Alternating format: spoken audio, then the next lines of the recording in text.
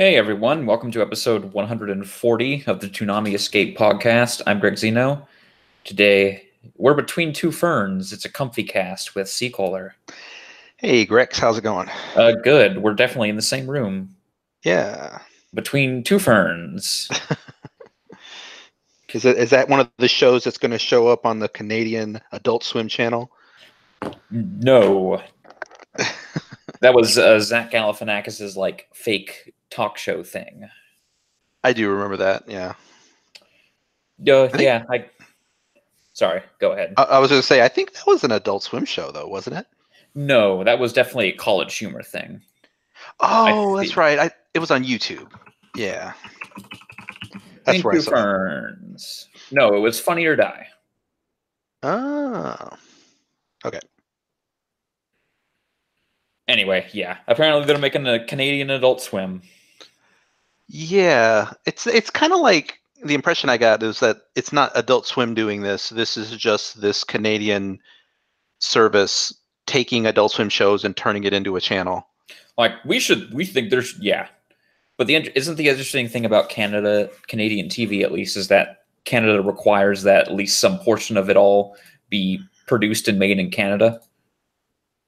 I don't know if that's like That I is don't think. definitely a thing I've heard of before. Well, what you might be thinking of, I know this is a thing where, like, if you, let's say, if you use Canadian funds to fund something, like a movie or something, then there's usually stipulations that, like, it be shot in Canada or the actors be Canadian or something like that.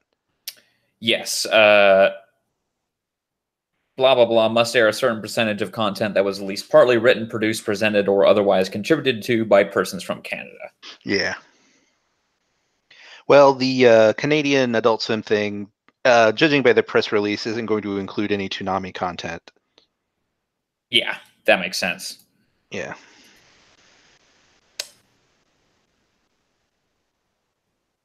Well, anyway, that's all the news that's fit to print. So let's get straight into the block with Dragon Ball Super.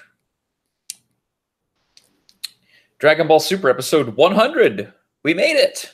Wow. Yay. Runaway Rampage. The Berserker awakens and goes wild. In this episode, Broly. You know, I like that Kale is, it's not just like, oh, she looks like Broly. It's like, no, she is that universe's Broly. Excuse me, it's actually completely ridiculous that this could happen. There's no way that Caulifla could have changed Super Saiyan 2 in such a short time. Gosh, I don't understand people like that. It's like, can't have nice things, you know? What do you mean, nice things? I only mean, want super muscly men. yeah, I guess so. Get off. I know. I think it's freaking cool. I think it's funny too that Goku spends pretty much the majority of this episode training Caulifla on how to fight as a Super Saiyan. You know, that person he's going to have to defeat.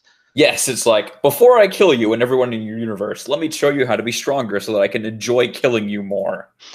Yeah, that's pretty much it. So he gets more enjoyment out of it, and it's, even though he's helping her, it's kind of obvious that like he's just so much on another level. Yeah. But we do get to see Kale finally go crazy, and I was not expecting her to pull the Hulk maneuver from Avengers. Yes, that is very good. That is a classic movie scene. Now that had to be. You think that was inspired by the movie? No. Really? I mean, it looked so close. I don't know that that's a thing that. I don't know the Avengers started that enough to actually make that a thing you could say. I don't know. You think this episode was made after the Avengers? It had to have been, right? Oh, definitely. I mean, yes. Yeah, Definitely. I could see one of the animators being a fan of the Avengers. It's like a internationally, huge movie. I could It's see not them seeing. it's not specific enough. Well, I don't know. I think I'm gonna put my money down that one of the animators at Toy loved that scene from Avengers and wanted to animate it, and so he did. But yeah, so Kale goes super Broly, Even Vegeta's like, be careful, Kakarot. She could be the legendary Super Saiyan our ancestors told us about. And I think someone in the thread said that this is like legitimately like the first truly canon mention of Broly, right? Well, yep. I guess it has to be. This is them stealthily setting that up, I guess. But it's Yeah, because interesting because like I'm used to Vegeta's like, God, this sucks. This sucks. This is just so garbage. I hate this. And I'm used to Team 4-Star Vegeta, who was just like, oh my God, he's so goddamn cool. But no, I never watched Team 4-Star, so those jokes kind of go over my head. But I mean, the entire joke is that Vegeta thinks Broly is the coolest thing in the entire universe. He like transforms into an 8-year-old kid who's like, Broly beats everyone. He's so cool. Yeah, something else I guess I might as well mention, although I'm just going to mention this offhandedly, is that I saw some people also talking about the fact that it feels like the dub kind of changes or insinuates something about Kale and Cauliflo's relationship that might be not there, or might be more like just the wording comes off differently than it did in the original Japanese. Hey, I'm all for it. Well, I mean, if it's true or not, I'm for either way. It's just that people were saying, well, in the subtitled version, it came off more like a sister, like she's saying, Cauliflower's my sister, and in this one, she doesn't say that. It could be more like she's my blank blank, my girlfriend or whatever. Well, the original context sounds more like, yeah, she's my sister in crime, sister, not familial sister. Like, yeah, sister, let's go, like I that. see. Okay. Well, regardless, I just thought it was an interesting thing to note because I didn't pick up on that until someone mentioned it, and because I never watched the original Japanese. So, but yeah, I think it is kind of neat. Like, well, here, tell me this: was Broly also kind of like reserved before he becomes Super? Yes, remember Okay. because he was like, we watched the movie. I did mean, not watch it. I well, did not watch it. it sucked ass, but Broly was kind of like a very quiet, wimpy dude.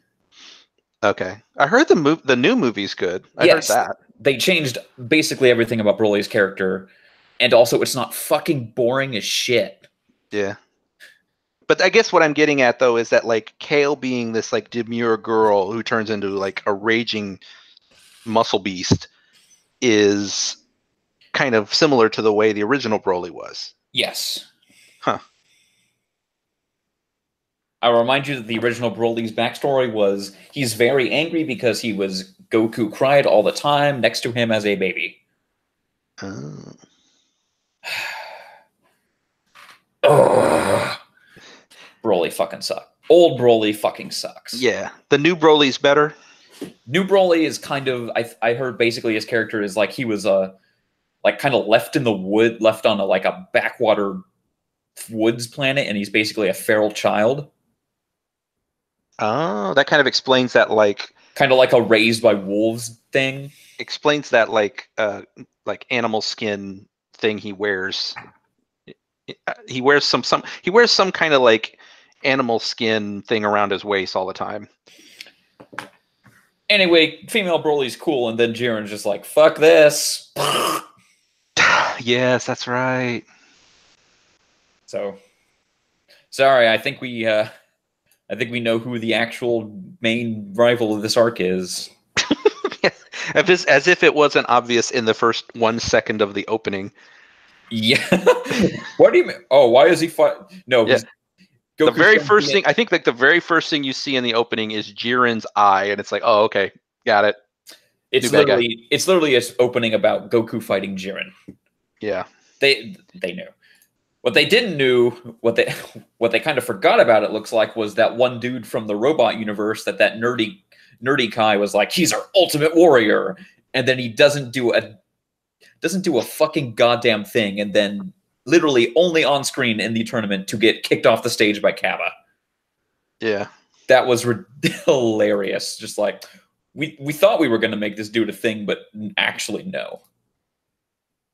Yeah, I'm getting used to that. It seems like there's a lot of like just characters who get like a second of screen time before they're eliminated. Hit fucks up a dude. Oh, and he used his time skip too to Star save. Platinum of the world. Yeah, he used the world to save Caulifla. Ah, man, it's so funny to me. I did not even put that together until I was watching it this week that the voice of JoJo is Hit. I mean, I knew that, but that like the voice of JoJo is performing the world in Dragon Ball Z. Yeah. I love funny voice actor things. Anyway, that should about do it for Dragon Ball. Do you want to talk about Boruto? Sure. Boruto, Naruto Next Generations, episode 20, The Boy with the Sharingan. In this episode, more absolute fuckery. Just, man. Sasuke, you're a dick.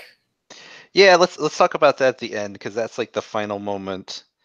The big things that I have here are things like, okay, suddenly there are more Sharingan people. Of course, there's always more. You just stumble. Look, you just dig them up like it's a time capsule. It's like, oh look, Orochimaru just put a cylinder full of Sharingan eyes here in the ground randomly. Guess we have How some more of much these now. how much of this have you seen? Well, I've read the whole arc this was based on when it came out in the manga, but I Oh, don't. is this the same? Like, is the story the same? Yes, Okay. All right. everyone. So That's why B-Dubs has been like, yes, this is amazing because we okay. all. All right. Well, I'm going to make a prediction here just for the listener audience, and I mean, you'll have to just bite your lip because you must know this. But I get the clear impression here that the little white-skinned kid Shin and his mysterious hooded master dude looks a lot like that guy from Shippuden who could like split in two. I don't remember anything about these two guys actually. So, Okay, yeah, and that's my impression, and and that's probably because they're boring as shit. yeah, but I mean, like these. Look, I don't think these people are Uchihas because first of all, they don't even look human. I mean, they look like the monster guy from Shippuden, you know. So I think this is something where some eyeballs got moved around or something. So I don't know. We'll see. But that's my prediction. My prediction is that this guy in the hood is that weird clay guy from Shippuden. So throwing that out there. But along with this little kid Shin and then the hooded guy, we've also got Migi from Parasite showing up. Yeah, yeah. Kind I of. didn't even put that together, but also it's just like, God, they just give the fucking Sharingan to anything now. Just a fucking horrifying little. I'm a failed mascot for a funny show. They shoved a Sharingan in my face. Ah, Yeah. the worst Procure mascot. I did like. Oh, go ahead. Go ahead. No, you go ahead. I was gonna say I do like because we always joked about this, and it's like it seems like the writers in Boruto.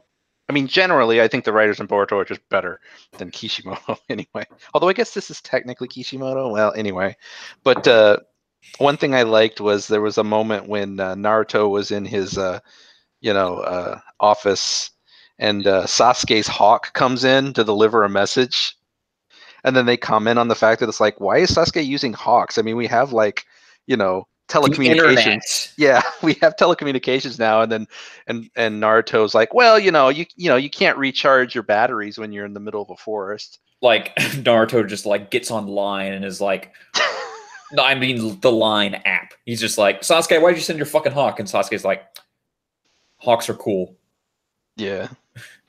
But anyway, I just thought it was funny because we always joke about it's like, why are they using scrolls and hawks when they have TV cameras? And it's, well, I guess they kind of explain it here in the very least, insofar as like Sasuke, he doesn't have a place to recharge his. I don't even know if they have phones, but Sasuke's anyway. running through the forest. I'm dying. I'm dying. Does anyone have an outlet? Anyway, Naruto has to go off and meet him for some information drop or something, and then Sarada's like, I have the perfect idea to get out of the village. I have to deliver this lunch. It's a super important lunch. I'm going to make a huge dramatic speech about how important this lunch is. Yes, and then like make this the whole, like her whole excuse to go look for Sasuke. This lunch contains the feelings of it. Oh my god. Yeah, it felt honestly, it felt really forced. It's just like, okay, this wasn't really necessary. She could have just done this without this whole thing. But I guess it's supposed to show that, like, oh, you know, Sarada, this is what you don't have as family members who are like a real family. I think it would be way better if if this is like 2 seconds after that, she was like, I was just making that shit up. Yeah. I mean, but let's be real here. What this episode was really about was Chocho. Yes. In a bad way. Like, insofar as, like, why do we give a shit about Chocho's stupid... like I like Chocho, but like, why is she trying to do this? This is so obviously stupid. This is the most ridiculous, like, after school special, what if I was adopted plot. Yeah, I mean, and then Naruto literally drops in and is like, man, you two kids sure are exactly like your actual real parents who you definitely have. Right. Here's the specific ways you are like each parent. Shut up. I think that the Chocho stuff it's just clearly just like jokes. Like, it's like, aha, let's put some levity in this episode. That's fine. I mean, it is dumb. It's cringy because you're just like, come on, Chocho, you know your dad. I mean, even like when, as the viewer, when they cut to that flashback, you can see it's him. You can see his stupid beard and everything. No, it's a way more handsome dude. And then she even thinks that, like, for a second, she thinks that Naruto could be her dad. It's like, come on. She's just randomly going up to things in the forest. Mr. Tree, are you my dad? Yeah, please pet me. Then I'll know. Shin comes down. Are you my dad? Goes up to Sasuke. Are you my dad? Oh god, she might actually ask Sasuke if he's her dad. We may get there. Happen. Yeah, I think I could see that happening. Yeah. Before that, though, before we get to the final scene, which is glorious, let's talk briefly about. I did like that Naruto got to use the Ninetales against this Shin kid. Oh yeah, spoilers for Naruto. Yeah, they're best buds now. Yeah, even though the Ninetales still sounds like, I eat babies for breakfast and lunch. I noticed that Naruto had the like frog eyes and everything, sage mode. I don't remember if that's, I don't know. Whatever. I don't know if that's called sage mode anymore, but I mean, he did have the like frog eyes when he was doing the move. But yeah, I mean, that was cool. And I guess Sarada and Chocho had never seen it before. You know, I guess that's probably not been used in a long time. And to be completely fair to the episode, I did, in a cheesy way, I did like the scene after that where they just sort of have lunch together. And Naruto kind of reminisces about Sasuke. I remember all the times we definitely weren't friends. Yeah, he was like, oh, he was handsome like me, he was smart like me, and blah blah blah. and it's like jokey with girls like me. Yeah, exactly. And I was like, oh, that's kind of funny. And then he even goes off. He's like, but he was a jerk, and he was always, moody and blah blah blah. And it's like, all right, I like that scene. That was nice. And actually, genuinely, Naruto was pretty, almost kind of fatherly in that moment to Sadara. I keep saying Sadara. Whatever. Salad. Anyway. Thanks, Salad, for this lunch that is definitely, it tastes like my family's well wishes. Yes, exactly. So then she goes, hey, I got to go take a leak. And she sneaks off to go find her true dad. And what happens? Sasuke has never ever seen her in his life, so he thinks she's like a spy and he's about to kill her. So yeah. So it is no good, terrible, horrible, very bad day. We don't know if he's never seen her. Okay. He hasn't seen her in so long, he has no idea who she is. Yeah, I mean, I think, look, to Sasuke's credit, and I'll give him only this, is that he was just attacked by a person he's never seen before with the Sharingan in their eye. So, yeah, you see another unknown person with the Sharingan, you might think they're, in cahoots. But oh man, it's so funny that he doesn't know what his own daughter looks like. Oh God. Like every part of this arc just really has leaned into all the negative things people kind of lobbed at Sasuke and Sakura the entire like run of Yeah. Naruto, and it's so good like that. Just like, Yeah. yeah, they actually are that terrible. I did. Does Sakura oh my gosh, can't we get these names right? Sarada. Does Sarada, like, has she used the? Nope. Okay, so she just happened to have it in her eye when she was walking into this cave. It looks like it's starting to manifest. Okay, it did look different. I did notice that it was a little like, kind of like a very small version of it. But I wasn't sure if she'd ever used it before. Nope, never. Yeah, She so kind of Dad. didn't know. She kind of didn't even know how it worked recently. That's true. Okay, so yeah, Dad of the Year. I'm sure next episode he's gonna fumble his way through this and be like, oh my gosh, you're my daughter. The Toonami continues to justify the existence of a category in the awards called Dad of the Year. You know what? That actually would be a pretty good reward. I could see a little. But of course, it's secretly worst dad because come on.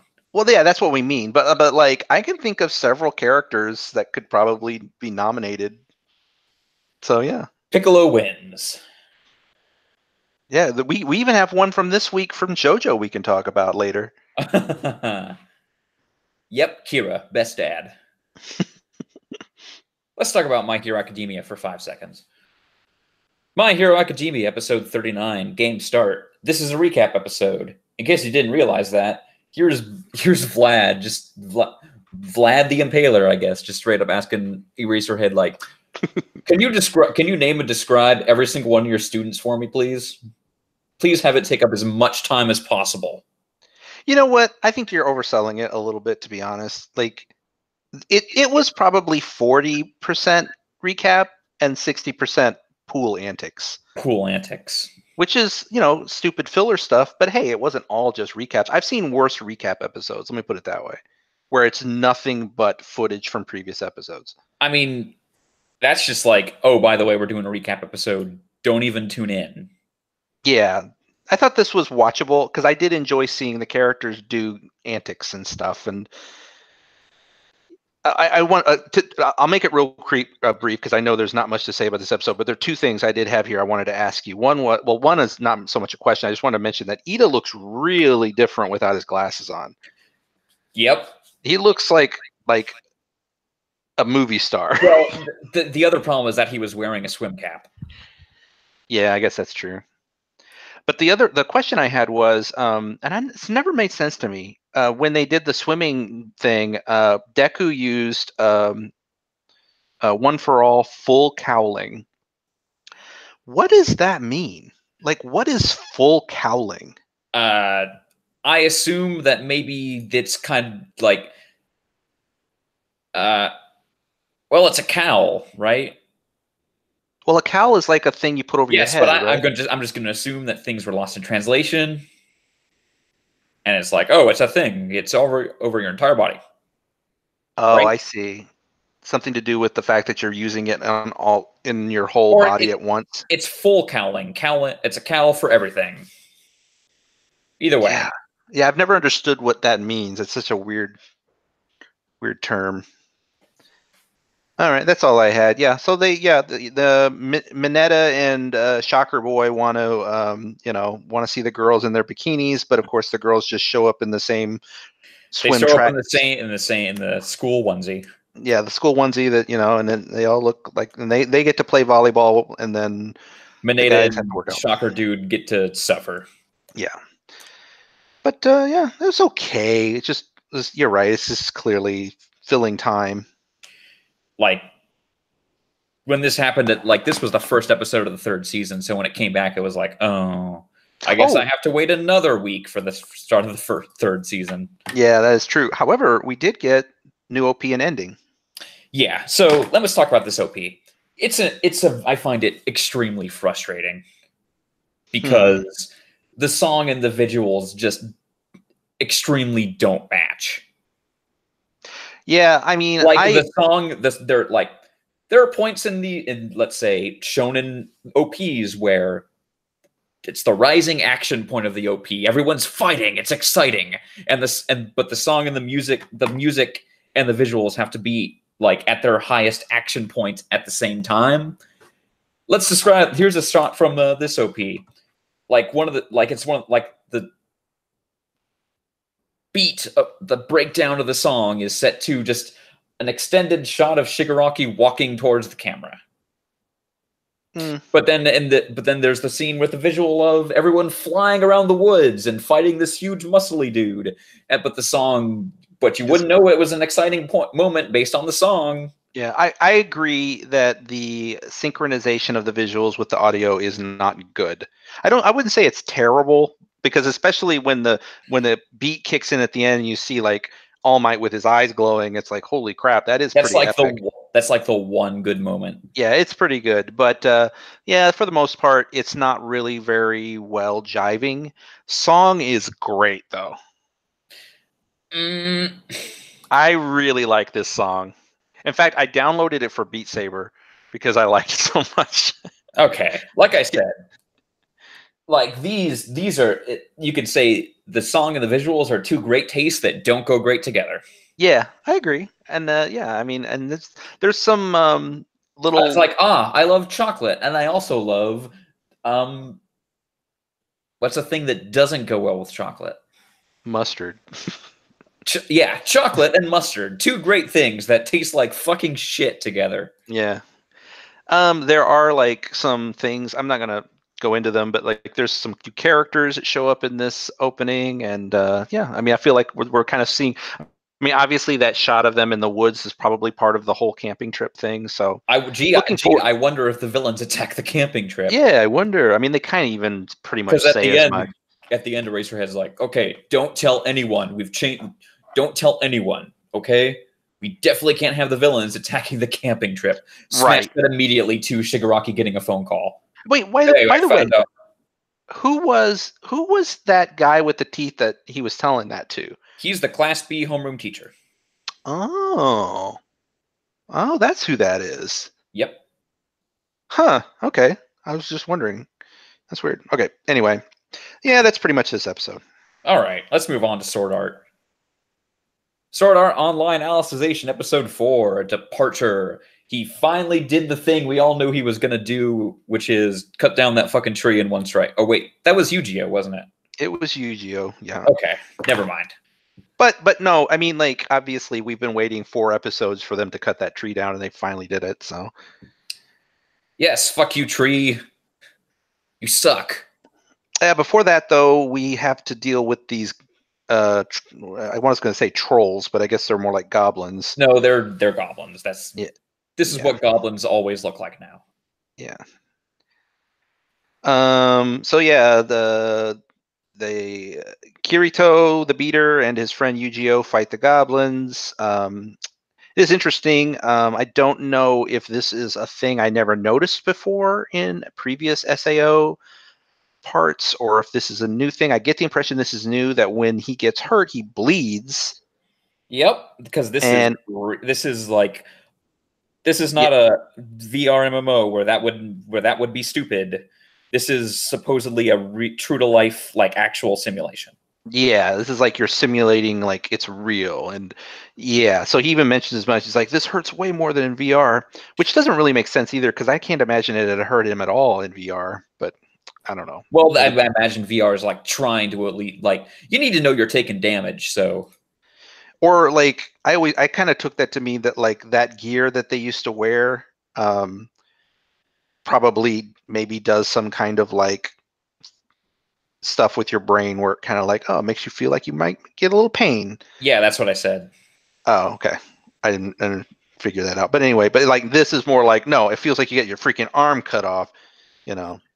But yeah, so they fight, and then Kirito's like goes kind of crazy, and he's like, I'm gonna kill you, and chops that big goblin's head off. Yeah, he even goes like, I don't care if this is a fluct light or not. Fuck this And it's like, Flucklight. I guess murder's okay if it's a Flucklight, you know? Yes. This might be an actual intelligent. Hey, it's goblins. Whatever. Yeah, yeah, But the fight looked okay. yeah. It looked pretty good. Something about it was like, is this amazing? Look how good this is. And something about it, I was just like, yeah, it's fine, I guess. Yeah, I mean, it's just you're not invested I because think you know. what Yeah. I thought I think it's because they're spinning around, so there's a constant camera break. Oh. So it's not like a one fluid like scene. It's just like one cut and then another cut, and then it's like, oh, he is in front of the camera now. So Yeah, it looked good. I mean, like it's kind of what I expect from SAO. It's like I've always said, the animation is usually pretty good, and this was animated well. I just didn't really care because I'm like, oh, this is some stupid goblins. Who cares? You know, I knew this scene was going to end exactly the way it ended. yep. I'm surprised Yu-Gi-Oh did not get like immediately cut in half by getting whacked in the stomach by a gigantic sword. Yeah, It well, feels he like that can't. should have had more force behind it. He couldn't die because, of course, we know he's going to go on the adventure. Yes. By the way, do you want to hear the coolest spell ever uttered? What is it? System call. Transfer human durability. That's amazing. That's so cool. It's not. Isn't isn't that the coolest thing you've ever? They say that in this episode. Like she says that with a straight We face. are in a computer. But to her it's all like magic. She might as well be going abracadabra. Bibbity bobbity boo. Right. Oh, and then there was something weird that happened when that was going on. Then like a ghost appeared. Oh yeah, definitely not Alice. Definitely Yeah. not. Well, she goes, "Find me in the sacred tower" or something. I'm still tied up in this bondage gear. Wait a minute. It's been 6 years, right? Yeah, 6 years. Yeah. They're really kinky. So yeah, so Yu-Gi-Oh survives. They go back. He cuts the tree down, which means that he's now like a man and Yep. gets to like decide what his fate is going to be. He says, "Okay, well, what I'm going to do is I'm going to be a swordsman and I'm going to go and save Alice." I'm gonna And do esports. yeah, and basically the Fellowship of the Alice was formed. Yep. Well, two people. So far. Yeah, I mean, Selka's not going. No, she's not, and we did get a scene where, like, I don't understand why. I guess Selka is and her family are bitter about Yu-Gi-Oh getting Alice taken. I just don't know why she wasn't more happy in that moment. She seemed like she was really kind of reserved. He's like, "Hey, I'm gonna go save your sister," and she's like, "Okay." It's like they said she was gonna get executed. It's been 6 years. It really is kind of silly. I mean, like, there's no reason to believe she's alive. Right. Also, Yu-Gi-Oh's like, oh, I remember you after all. Oh yeah, Sort yeah, of, and yeah, maybe. and even Kirito had flashbacks this episode. It's like, oh yeah. So it's like, okay, this just seems to make it even more obvious to me now. I could be wrong, but it's more obvious now that like those events occurred that happened in the first episode and that like people's memories were wiped. Or this VR verse is running on accelerated time. Well, I think it's both. Right. I think it's 6 years later, but the events were rewritten so that Kirito wasn't there. Yes, but then why would they come back? Why would who come back? Why would they memories come back?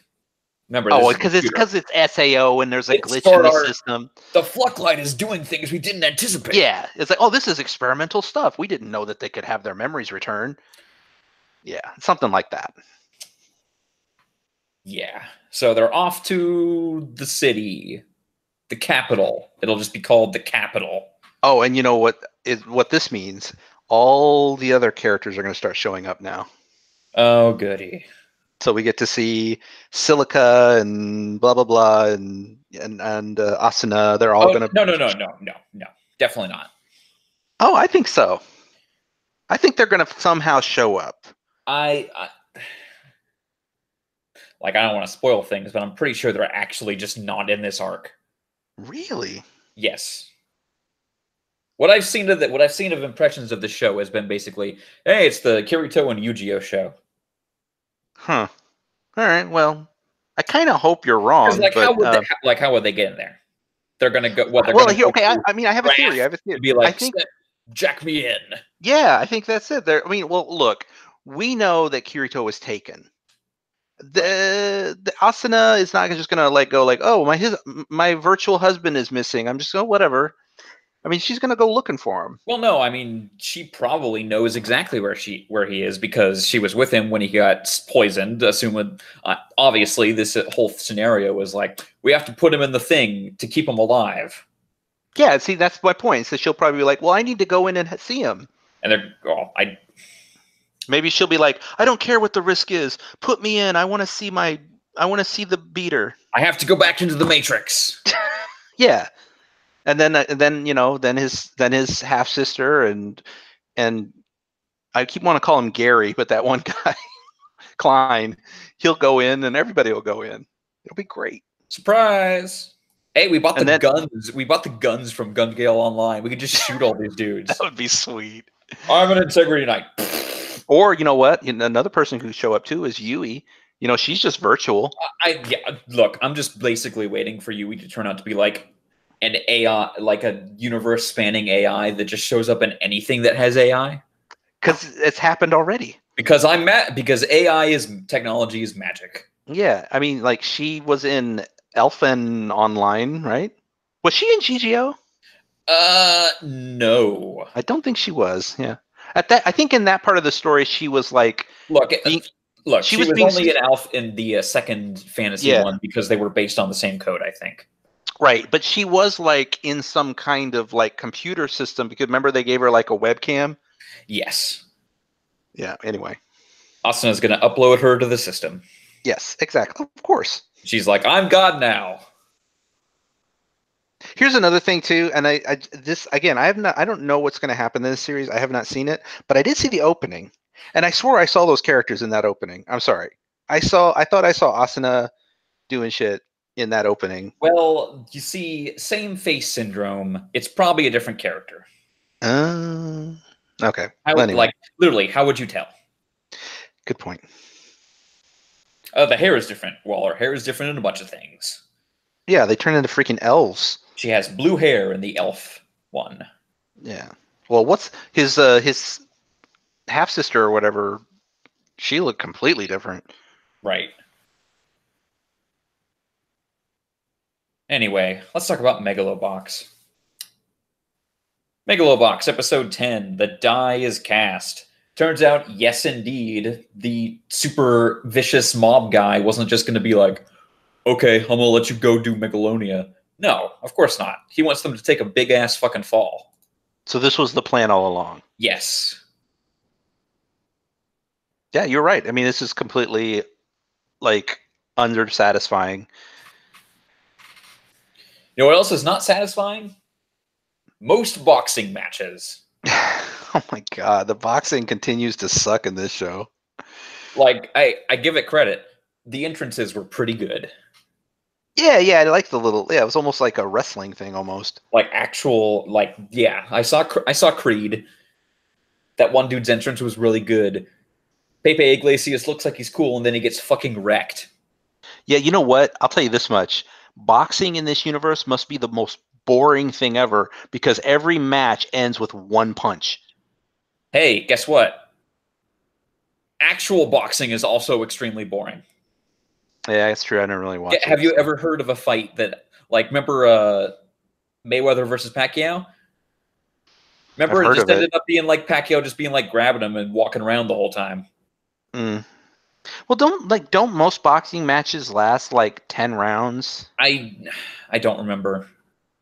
Anyway, get that impression. The point is that movie and TV boxing is like actually good. But actual real life boxing, nobody actually enjoys watching it. Well, like, okay, look, if you're going to make a TV show about robotic boxing, maybe base it more on like Rocky and less like real life. Yeah. Well, I'm sure they were trying to do that, but they can't. Yeah. But Rocky, like the Rocky matches last forever. This is like you're in the second round, and then the guy just like uppercuts you, and the match ends. And it's like if I was a paying member, a paying person to see that match, I'd be like, oh, that was boring. Hey, man, a lot of UFC fights go that way nowadays. I'm not surprised, I guess. It's just like, hey, guess what? But yeah, Yuri is very good at boxing, megalo boxing, and he just destroys this fucker. I will say I did like the I did like the scene where Yuri and Junk Dog talk at the end after the match. It felt pretty genuine because Yuri's like, "What?" Forgotten what they talked about. Well, they were just. He was just like, he was asking him, "It's like, why do you box without your gear?" And he's like, "Well, at first it was just to make a name for myself, but I think I get a rush out of it. I just love it." And he's like, "Why are you doing this?" And then he's like, "Well, I have a promise to keep." And I think he's talking about some promise he made to the Sriracha woman. Yeah. So, and that makes Junk Dog kind of mad, Joe, pretty mad when he says that. So, but anyway, I mean, I thought it was a fine scene because it's like so often in these shows, it's like they're just bitter rivals who just hate each other. And here it was like they felt like they were being kind of almost kind of nice to each other. But that's about the only good thing I'll say about this episode. The rest of it kind of sucked, especially the scene where we learn that the little kid, his dad was murdered by someone at Sriracha. Yeah, his Sriracha murdered killed his dad, and his dad worked on the original integrated gear, which would be a cool tie-in to the gear if Joe used gear. But he doesn't. and then the coach guy is like, "Here, you want to get your revenge? Here's a knife. Go stab that woman." And he's like, "What? No, that's what?" It's like, give a knife to a kid to go commit murder. He's a great guy there. What a great coach. Anyway, but no, instead the woman ends up taking him in, I think. Yep. I guess to make back for the fact that someone in her company murdered his family. Yeah, I like that secretary being like, they will be dealt with. They will be dealt with, and by that I mean they will be hung from a bridge. Yeah, this character. I don't think the show knows what I should feel for this female character, whose name I do not know. It's Sriracha or whatever. Her name's Yukiko, I think. Yeah, but anyway, the show tries to make her a thing here, and it's like, I don't care. Why would I care? She has never been a good guy. She's not really ever done anything nice. So I think she's the villain, but then the show keeps doing things like this where it's trying to make her not a villain. I don't get it. No, it's not. She's not what villainous things has she specifically done? Well, she's like a dick to Joe. I mean, she is. She's just like there's been times she could have helped Joe get into Megalonia, and she's like, I don't care about you. I only care about my company. Well, she cares about Yuri, basically. I guess. I'm not even sure she cares about Yuri. I feel like she's using Yuri to promote her company. Maybe both. I mean, it could be both, but I just don't get her character. I'm not feeling Yuri is doing that. I just said Yuri. Yeah. Yuri is doing it. It's kind of doing it all for her, basically. I think he's got something for her. And I do think that the show at the very beginning tried to paint it like this could be like a three-way thing where like maybe she has feelings for Junk Dog, but that never went anywhere. No. So whatever. Forever. And then the main bad guy, the real bad guy, tells that story of the scorpion and the frog. Yes, we've definitely never heard this story verbatim in a billion things before. I was gonna say, you know where I heard this first? An episode of Star Trek Voyager. I heard this first in an episode of CSI. Really? Okay, yeah. This is a very common fable. Do you want a villain to be like, I guess it's in my nature. You ever heard of the scorpion and the frog? Yes. Yes. Everyone has heard this story. Anyway. JoJo? Yeah, let's talk about this craziness. JoJo's Bizarre Adventure Diamond is Unbreakable, episode 25, Heart Father. Should be Adam Heartfather, but whatever. Anyway, they go to Kira's house, and he has some cool hobbies like collecting fingernails I can see it. and documenting how murderous he's feeling and see not winning at anything I can see it. and not definitely photobombing people, but not really photobombing people. Yeah, I mean, basically the whole thing is like all this evidence shows that he has been hiding his true evil. Yeah, he just like always gets third place in every competition, which is actually pretty good when you think about it. But Yeah, like, I mean, like in the front of a photograph. Yeah, he's just like he's very good at keeping himself under the radar. Yep. But that's not what this episode's about. This episode is about that one shot where his dad has tied a string to a crow and is flying off holding an arrow while he is sticking out of a Polaroid. Okay, so yeah, Kira's dad is a ghost who lives inside photographs. Yes. This is his stand, by the way. Okay, I was going to ask that because they never say that. In the whole episode, they never say that this is a stand power. They say he's just a ghost. I think they did. I feel like they actually put up one of the mid episode like They did. It was a eye catch. It was like accidentally in there. But see, I guess I didn't even put that together though. I think the way it works is his stand is tied to the camera. Well, yeah. Most of the stuff he does is tied to the camera. Now that the camera's gone, all he can do is just kind of continue to exist in this picture. Okay, but look, I get it. It's JoJo's Bizarre Adventure. I shouldn't question it too much, but I have to ask. So ghosts can have stands? Why not? Yeah, I guess so. I mean, an orangutan had a stand. A falcon had a stand. See, that's what's my thing. It's like, is this just a ghostly ability that he has, or is this like a stand? And I guess it's a stand because it said stand.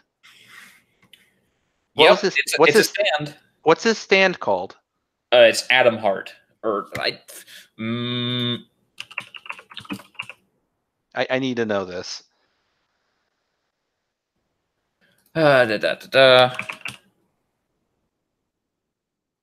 The stand is Adam Heartfather. Adam Heartfather. Okay. All right. So yeah. So I guess he must have got shot with the arrow before he died. Yeah. So the stand's basic power is to allow him to control stuff that is seen in the photo. Yeah. But now that the camera is destroyed, he just kind of can't do anything. He's stuck in the photo. Yeah. So yeah, this is a really dedicated father. Yeah. He's wanted to kill, like, Kira has wanted to kill women since he was a child, and that's terrifying. Yeah, I mean, it is what it is, because he's like, my son has done so many terrible things, but I've got to protect him. No, he's just like, yes, this almost gets me the feeling of like this is a family business. Like a family of crazies. Like this dude has also killed people. Oh, he's willing to, I think. But now he's a guy in a photograph holding an arrow tied to a bird. Mm-hmm. If you wanted to just show people one picture of JoJo, that's the picture. Yeah, that's the like, figure this out. Figure this out without context, fucker. And I like the whole bit too where he's like tricks Okuyasu. Oh yeah, it's just like, oh, I can't breathe, please let me out. And it's like, he's a fucking ghost, you moron. You fucking moron. Oh. Both of them. I mean, even what's his face was like, oh, I'm kind of claustrophobic. I understand where he's coming from. Yeah, Koichi's just like, ooh, I feel your pain. So that's most of the episode is them. They literally just hit Okuyasu with the dumbest bluff of all time, where it's like, please, yeah. And then it's like, did he die? And he opens up the entire picture and is like, nope. He's like, I'm out of here. Come on. So we learned that there was a second set of bow and arrow. Now they Yep. have that. I guess the original set they found is with the Speedwagon Foundation. Yes. And so that's most of the episode. They get that, and then the father gets away. Is this part 1? No, this is just straight up Heartfather. Okay, so he's gone. He'll probably come back. Who knows? Maybe Yep. not. I mean, he's got an arrow now. Oh, that's right. He does. He took the arrow. They only have the bow. He has the arrow, and he's basically like, guess what? I'm going to make like 5 million more stand users. Oh boy, does it work that way without the bow? You have to be pierced by the arrow. That's all. Okay. Bow actually doesn't do anything. All right. So that's happening, and then the rest of the episode is actually way more interesting to me. And this is and it's kind of trying to like ease you into it, although it's obvious from the very first second that this is Kira's new identity. Yoshikage's Kira's new family. Yeah, his new family. So he's got this wife who is like really like hates her life and hates her husband, and she is very bored and is just looking for anything interesting to happen. Yeah, and she's like, oh god, the son is in that 12-year-old like, I hate everyone. Yeah, he's like, go away, angsty kid. And so Kira comes home, and he's just like, trying to. I love this shot too, where he's like comes home and he's putting the key in, and he can't figure out which key it is. Yeah. He tries like 3 of them. It's like, which fucking, god damn it. I wonder if he walks inside and sees like a wife and kid, and he's like, fuck. And then he goes and he makes her dinner, and she's like, oh, this isn't like you. By the way, he didn't change his vocal cords. Yeah, she doesn't notice that, does she? I just like to imagine they have literally not spoken in so long. You know what? That's actually as good a reason as any. Like this poor schmuck, before he got killed by Kira, literally never actually talked to his family. Well, okay, here's a fucking loser. But here's the thing, though. Do you think her husband had the exact same fucking super toned ass that Kira has? That we see quite a bit in this episode? Maybe they have not had sex in years. I mean, yeah. I'm surprised. She did not react at all, by the way. She's just he's standing there. But hey, he's standing there. It's JoJo. Everyone's fucking ripped. Yeah, he's standing there completely naked, and she's just like, ooh. What, are you shaving with your razor blade? But then everything is going pretty. Yoshikage Kira is good at cooking. Yeah, I could believe it. Yeah, he has to impress those hands. It was kind of stupid of him to do that, though. Like, is it? Well, I mean, unless he's like, okay, no, I'm not eating this fucking shit. Well, he made it for 2, though. Like, all I'm getting at is that, like, if your whole goal is to not be detected, like, you don't go and make a fancy meal, you know. It's an opportunity to be fucking stylish. Yeah. And this is JoJo style. And maybe he's thinking that, like, oh, if I, maybe I'll ingratiate myself with her, you know. Yes. And I just like that the whole episode he's like, doing everything, and he's being kind of under the radar. And then the moment she goes, well, go unlock the safe. And you just get this shot of his face. It's like, oh shit. Fuck. And so he just blows the clasp off this landlord's bag, takes some money out, and is like, here, take this money. And it's like, well, good job. He's got this landlord has now received net $0 and is going to be right back at your fucking house. Yeah, he's going to go, well, wait a minute. The exact amount of money I'm missing is the amount that they owe. Or that they paid me. Or this is just the fucking dumbest landlord of all time. Yeah, I can see that. I seriously do not think he's coming back. But this, of course, well, not of course, this surprisingly super impresses the wife to the point that she is the type who writes letters to convicted serial killers. I think maybe so. She's definitely a groupie. Although, I mean, like you said, she's bored. So this is like exciting.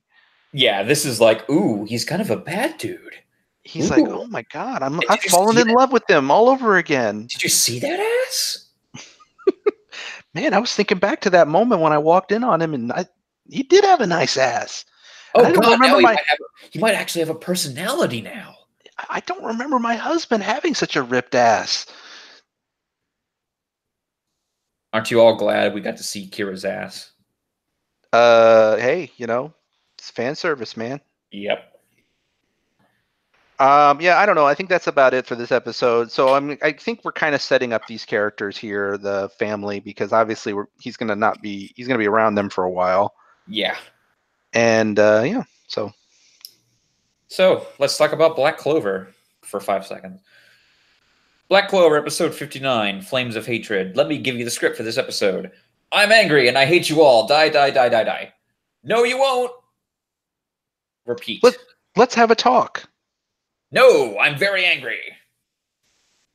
No, it's seriously like, okay, let's seriously have a talk. My people were genocided by you guys, so actually fuck all of you. So, oh yeah, she's an elf. Is she, no, I no. Here's what it is. I think I figured it out because I was watching it. I'm like, they're wait a minute. definitely being possessed by the elves, the spirits. No. I think look. I'll tell you what. She had elf ears. Yes, she did. So I think she is the daughter of that woman that was half. Like there was like a human and basically a dude who looked really close to the first Wizard King. It would be kind of insane if he turned out to be a fucking huge dick. Yeah. Or not really. It would be like, oh, of course that would happen. It's not his fault. There's no way. That's probably not what happened. Yeah. Maybe. I think someone attacked and then they blamed it on the Wizard King. But well, he was just like, God, it must be him. But no, it was actually this other dude, probably. Yeah, I'm sure it's vengeance or anyway, he was like, Wizard King was like some dude who looks a lot like the Wizard King, so I'm assuming this show has no subtlety, and that's definitely the Wizard King. Yeah. Like, what if we were cool? And elf dude who definitely not licked or definitely not vengeance was like, yeah, that will be cool. Let's have a family with a human lady. And then, oh no. Humans are the real bad guys. Yep. But yeah, no, I think that I think the evil girl with the third eye is the daughter that was born probably from this. But coupling. No, remember, it turns out she was the girl who that Mars dude knew in that school, and then he had to kill her, and it was sad. Oh. But then it's like, why is she? Why? All right. Well, I don't know then. I don't know what's going on. But anyway, she's pretty much. She's clearly of some kind of elf heritage because she has the pointy ears. I noticed this. Unless it was just bad animation, which I would not put it past this show. Because there was some pretty bad animation in this episode. Yeah, that scene where he's waving the sword around, deflecting those balls. Oh my god. Yeah. And then like shots of Noelle like shooting her water to put out the flames, and it's just like almost like a sticker, just like a sticker of water being so poorly animated. But then so ultimately Asta, the yelling kid, defeats Charizard, and I think that's where the episode ended. I would be super disappointed if, I wouldn't. It would be super dumb if this Fauna lady Veto took literally 10 fucking episodes and the entire Black Bull squad to kill, and then she's just going to go down to one attack. Well, I mean, hey, Asta's got new arms. So anything's possible. I will say you're right. It's silly. And also they were even every time they mention his new arms, I just can't help think of the inflatable arms from SpongeBob. Yeah. Now I'm a jerk. But even Vanessa in this episode was like, my God, her power, it's like that of a god. And I'm like, oh, come on. Oh, no. Has there ever been... There has literally never, ever been an impressive-looking spell in this show. No. Except maybe the one time the Wizard King teleported behind that dude and was like, you're dust. Yeah. Well, they're always let down by the fact that they sound so stupid when they say them.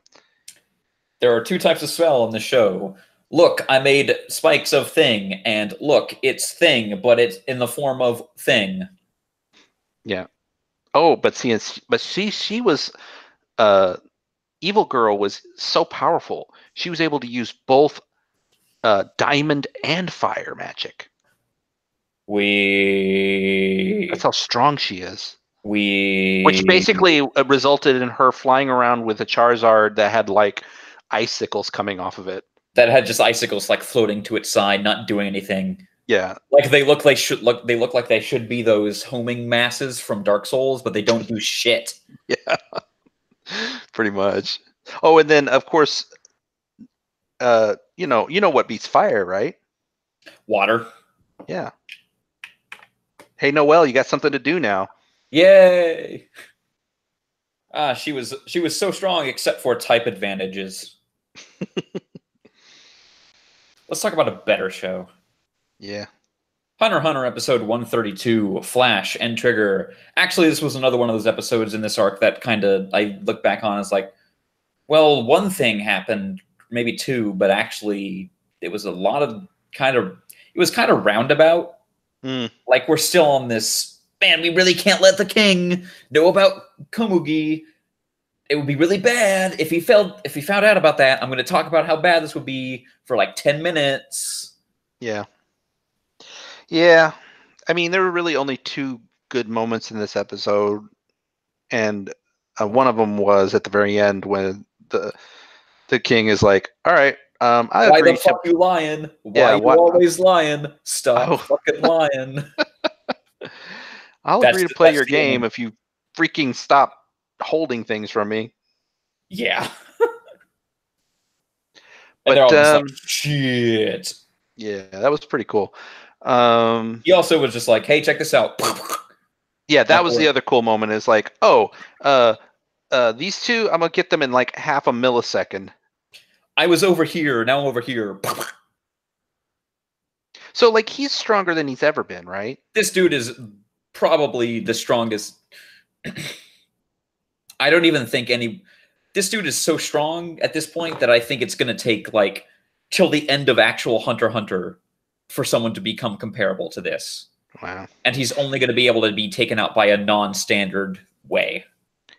What's weird to me about this is that like, I get that things have escalated out of control when it comes to the Chimera ants, but like at this point they should have Kite, or not Kite, uh the one guy said, the muscle guy said, it's like they should have, the moment they saw that the king was coming back, they should have just ran away and got every hunter.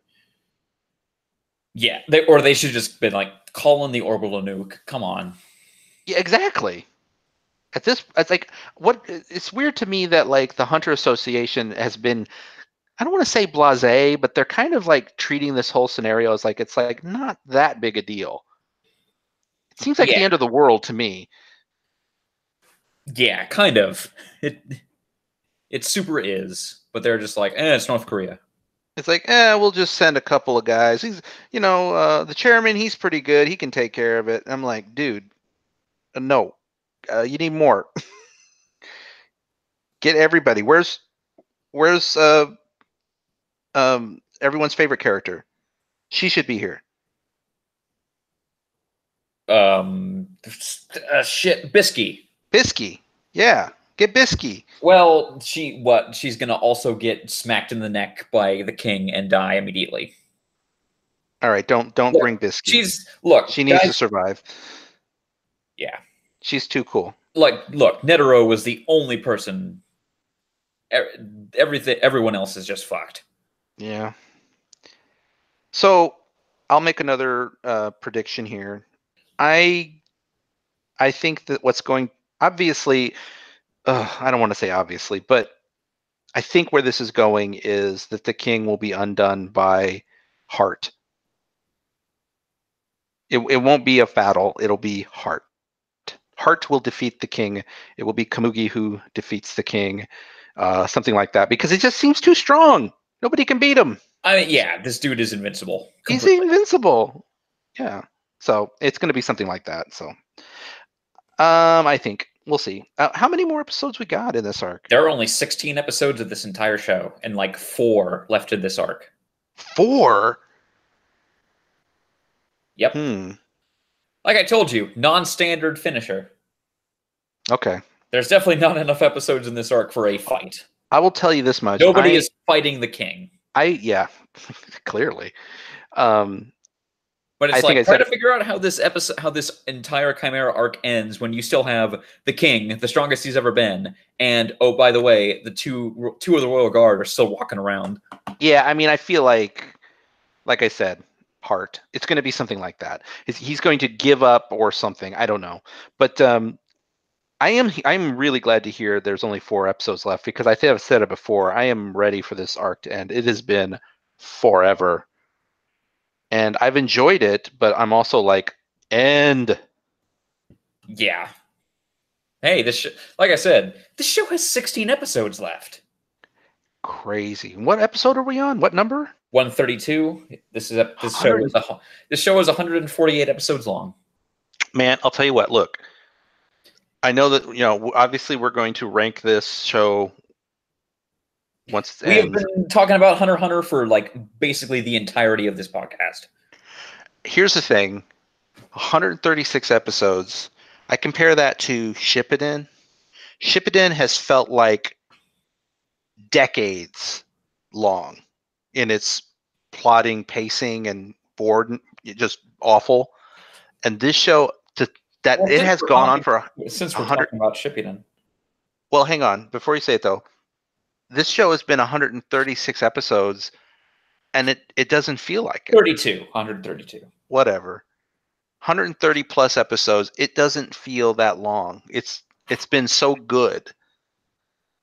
I don't know. It's just this show has been so much better than Shippuden in that way, where it's like 136 episodes. I'm surprised it's that many episodes. It's a good show. This is a good show. Can't wait to re-rank it because it's going up. It's going up the list. Yeah, I'm gonna vote to put it up higher for sure. Naruto Shippuden. Naruto Shippuden, episode 239. The legendary Ino Shikacho.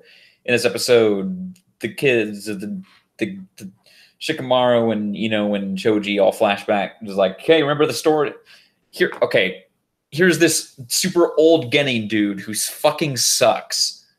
Like his entire I'm the legendary ancient ass Genin. I'm so garbage that I'm a fucking Genin at the age of 78. He's like a cook or something? Yeah, he's like, check out this ladle. He carries a wok on his back all the time. Oh my god. Anyway, I guess he's some previous filler character because that's a thing now. Recurring filler characters. Ugh. Shippuden. Anyway, it's like, hey kids, remember the story of your parents doing the one thing that you do and they do? They never do anything different? But they do it 20 times better. Yeah. Yeah. So we get to see their parents being badasses, and they're better in every way. And they're like, our kids will surpass us one day. But here's the thing. They say they're doing the formation, but they don't even combo anything. Not really. They're just like, we're kind of standing next to each other doing our individual thing. Well, they right on his shoulders. Yeah. That's basically. Well, yeah, they did kind of do something. He swat at the ground or something. Oh no, he's so big, he created a shadow that one guy could use. Yeah, but they don't work the mind control guy in there at all. He's just running around like, mind destroyer, mind destroyer. Everybody's power, also their parents' powers are all way better than their powers. Yeah, can only control a dude's mind, and then this dude's running around like, your brain's mush. Yeah, I'm controlling you. I'm making you evil. Fight your enemy, or fight your allies. And then the shadow guy can do 50 people at once. And then the Choji dad guy can turn into freaking 20-foot tall giant. So yeah, they're all better. Their kids are scrubs by comparison, and granted, they're kids. Hey, but they're kids. I don't see their powers getting this good. Yeah. The animation was good during that fight sequence, though. I will give the show credit and say that. I don't remember any of it.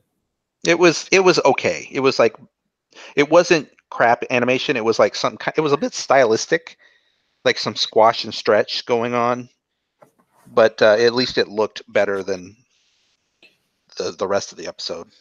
Yeah. And that's the block. That's it. It's always like, and perfectory shipping and blah, blah, blah. Well, thank you, C. Kohler. This No has been problem. a nice episode of Between Two Ferns. You were supposed to insult me. That's what happens on that show. Stupid.